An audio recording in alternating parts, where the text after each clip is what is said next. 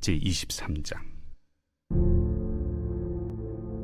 예수께서 무리와 제자들에게 말씀하여 이르시되, 서기관들과 바리새인들이 모세의 자리에 앉았으니 그러므로 무엇이든지 그들이 말하는 바는 행하고 지키되 그들이 하는 행위는 본받지 말라. 그들은 말만 하고 행하지 아니하며 또 무거운 짐을 묶어 사람의 어깨에 지우되 자기는 이것을 한 손가락으로도 움직이려 하지 아니하며 그들의 모든 행위를 사람에게 보이고자 하나니 곧 그 경문띠를 넓게 하며 옷수를 길게 하고 잔치의 윗자리와 회당의 높은 자리와 시장에서 문안받는 것과 사람에게 랍비라 칭함을 받는 것을 좋아하느니라. 그러나 너희는 랍비라 칭함을 받지 말라. 너희 선생은 하나요 너희는 다 형제니라. 땅에 있는 자를 아버지라 하지 말라.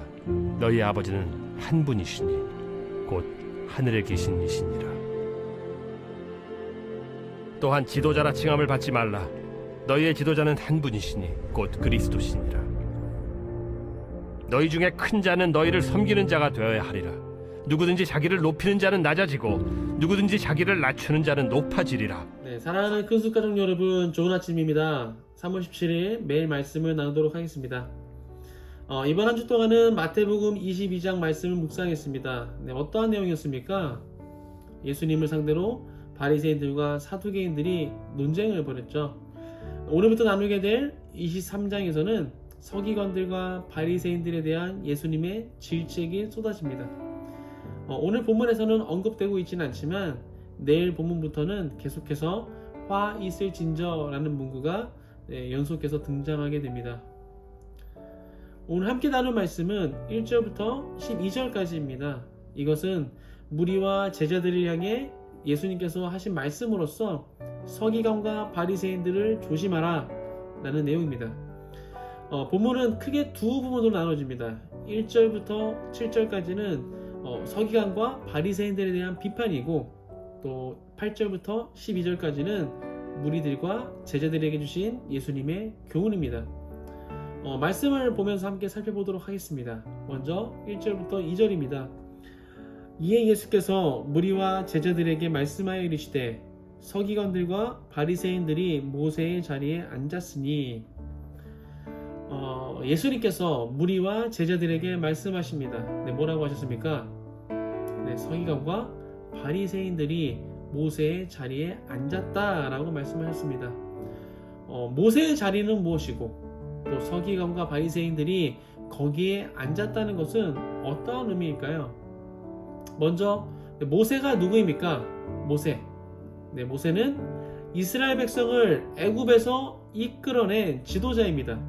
그리고 모세는 이스라엘 백성을 대표해서 하나님과 언약을 맺은 자이고 또 하나님께 율법을 받은 자입니다. 즉 모세의 자리라는 것은 가르침의 권위를 말하는 것입니다. 다시 말해서 서기관과 바리새인들이 모세의 자리에 앉았다라는 것은 그들이 가르치는 권위를 가지고 있다라는 것이죠. 그래서 3절에서 말씀하듯이 그러므로 무엇이든지 그들이 말하는 바는 행하고 지키라 라고 예수님께서 말씀하신 것입니다. 그런데 이것으로 끝나지가 않죠. 네, 서기관과 바리새인들이 말하는 바는 행하고 지키라 라고 말씀하셨지만 그들이 하는 행위는 본받지 말아라 라고 말씀하십니다. 네, 왜 그렇습니까? 네, 이에 대해서 예수님께서는 몇 가지 이유를 말씀하십니다. 네, 첫 번째는 서기관과 바리새인들은 말만 하고 행동하지 않기 때문입니다. 율법에 대해서 그 누구보다도 잘 알고 있고 또 그것을 가르치고 있지만 정작 그들은 자신들이 가르친 대로 행하지 않았다는 것입니다. 네, 겉으로는 거룩한 척, 신실한 척 하고 있지만 실제 그들의 삶은 그렇지 못했다는 것이죠. 네, 아주 위선적인 모습입니다. 마치 회칠한 무덤처럼 겉과 속이 다르다는 것이죠.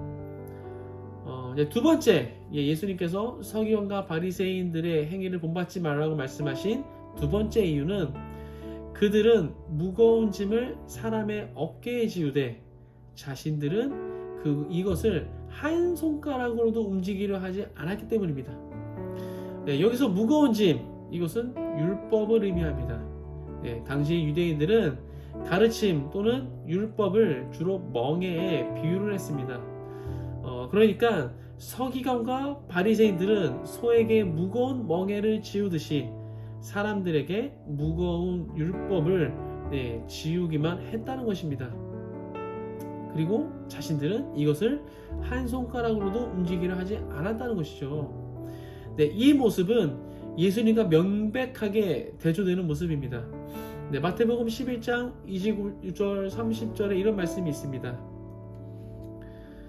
나는 마음이 온유하고 겸손하니 나의 멍에를 메고 내게 배우라. 그리하면 너희 마음이 쉼을 얻으리니 이는 내 멍에는 쉽고 내 짐은 가벼움이니라 하시니라. 네, 예수님도 서기관과 바리새인들처럼 사람들에게 율법을 가르치셨습니다.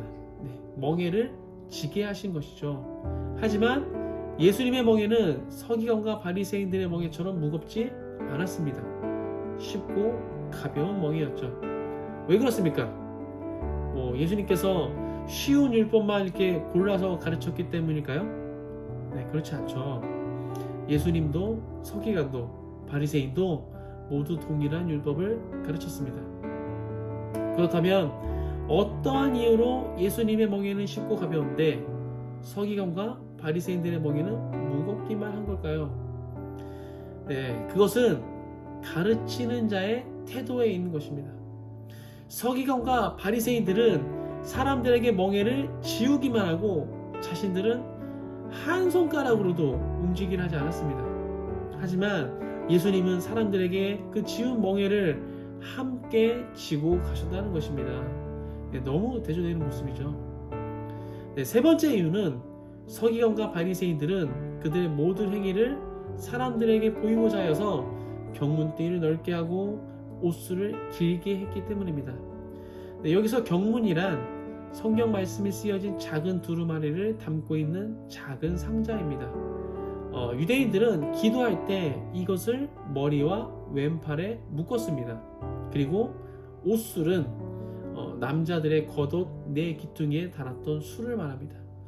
그러니까 지금 서기관과 바리새인들이 경문띠를 넓게 하고 옷술을 길게 했다는 것은 사람들에게 자신은 지금 열심히 기도하고 있다, 이것을 굉장히 과시하기 위해서 그렇게 했다는 것이죠. 실제 삶이 거룩하지 못하기 때문에 그것을 가리기 위해 더욱 치장을 했던 것 같습니다. 마지막 네 번째 이유는 그들은 잔치의 윗자리, 또 회당의 높은 자리, 또 시장에서 문안받는 것, 또 사람에게 랍비라 칭함을 받는 것, 이런 것들을 좋아했기 때문입니다. 즉 사람들에게 대접받기만을 좋아했다는 것입니다. 이건 역시 예수님과 대조되는 모습입니다. 예수님께서는 제자들에게 잔치 자리에서 가장 낮은 자리에 앉으라 라고 가르치셨습니다. 그리고 무엇보다 예수님 스스로가 가장 낮은 모습으로 이 땅에 오셨다는 것이죠. 하나님이신 예수님께서 하늘 보좌에서 내려오셔서 연약한 인간의 옷을 입고 오셨다는 것입니다. 정말 겸손의 왕이시죠. 예수님께서는 이렇게 네 가지 이유를 말씀하시면서 서기관과 바리새인들의 행위는 본받지 말라 라고 말씀하셨습니다. 그리고 이어서 어떠한 모습으로 살아야 할지에 대해서 말씀해 주십니다. 뭐라고 말씀하셨습니까? 첫 번째는 랍비라 칭함을 받지 말라 라고 말씀하셨습니다. 랍비라 칭함을 받지 말라 라고 말씀하셨다고 해서 랍비의 역할을 하지 말라 라는 것은 절대 아닙니다. 우리는 모두 그리스도의 말씀이 풍성히 거함으로써 모든 지혜로 피차 가르치며 권면해야 할 것입니다. 서로가 서로를 가르쳐주되 우리의 유일한 선생님은 모든 지혜의 근본 되시는 하나님, 또 예수 그리스도임을 잊지 말라라는 것입니다. 두 번째, 땅에 있는 자를 아버지라 하지 말라라고 말씀하셨습니다. 이건 역시 오해하지 말아야 할 것은 나를 낳아주시고 길러주신 육신의 아버지를 아버지라라고 하지 말라라는 이야기가 아닙니다. 여기서 사용되고 있는 아버지라는 단어는 당시 예수님께서 이 성경을 말씀하셨을 때 그때는 아람어를 사용하셨기 때문에 아바라고 말씀하셨을 것입니다. 예수님께서는 하나님께 특별히 이 단어를 사용하셨고 이 단어는 곧 하나님을 부르는 크리스천들의 특별 호칭이 되었습니다. 그런데 당시에 랍비들이 자주 아바라고 불렸다는 것입니다. 예수님께서는 바로 이것을 가리켜서 말씀하신 것이죠. 랍비들 향해서 아바라고 하지 말라는 것입니다.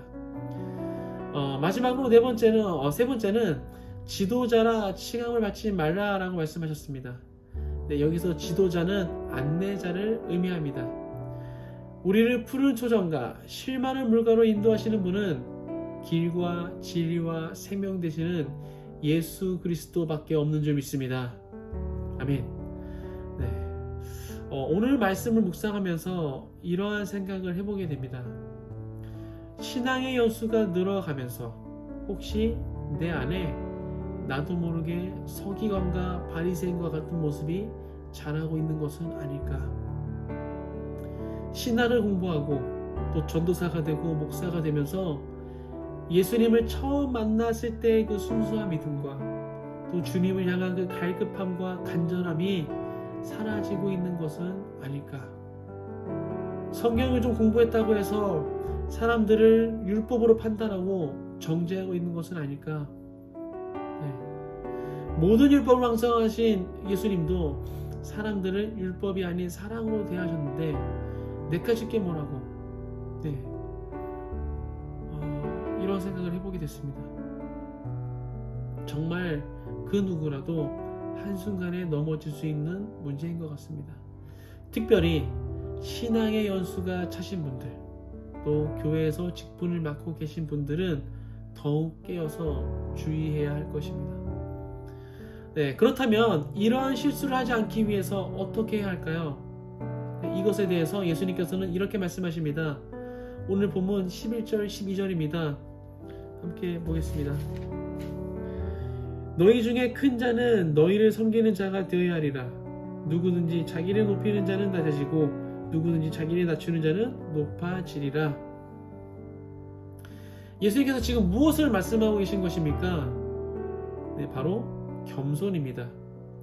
큰 자일수록 작은 자를 섬기고 스스로를 높이기보다는 스스로를 낮추는 겸손한 자세. 자신의 모든 권리를 내려놓으시고 순종하신 예수 그리스도를 본받아 겸손의 자리로 나아가야 할 것입니다. 오늘 하루도 오늘 말씀을 기억하시면서 서기관과 바리새인의 행동을 본받지 말고 오직 예수 그리스도만을 본받는 겸손한 금숙 가족이 되시길 주님의 이름으로 축복합니다. 함께 기도하겠습니다. 하나님 감사합니다. 오늘 또 말씀을 통해서 우리의 신앙을 돌아보게 하심에 감사드립니다. 하나님, 신앙의 영수가 차지면서 내가 또 많은 것을 또 맡게 되면서 혹시 내 안에 서기관과 바리새인의 모습이 자라나고 있지는 않습니까? 주님, 혹여나 그러했다면 이 시간 우리가 모든 것을 내려놓고 주 앞에 회개합니다. 주님, 내가 정말 겸손해질 수 있도록 되어 주시옵소서. 내가 신앙생활을 더 할수록 더 주님을 알아갈수록 곡식이 익어갈수록 그 고개를 숙이는 것처럼 우리가 겸손하게 또 예수님을 본받아 좀 겸손한 모습으로 나아갈 수 있도록 인도하여 주옵소서. 그런 겸손함이 나의 신앙생활 삶 가운데 신앙의 삶 가운데 묻어나올 수 있도록 그런 열매를 맺어나갈 수 있도록 함께하여 주옵소서. 예수님의 이름으로 기도하였습니다. 아멘.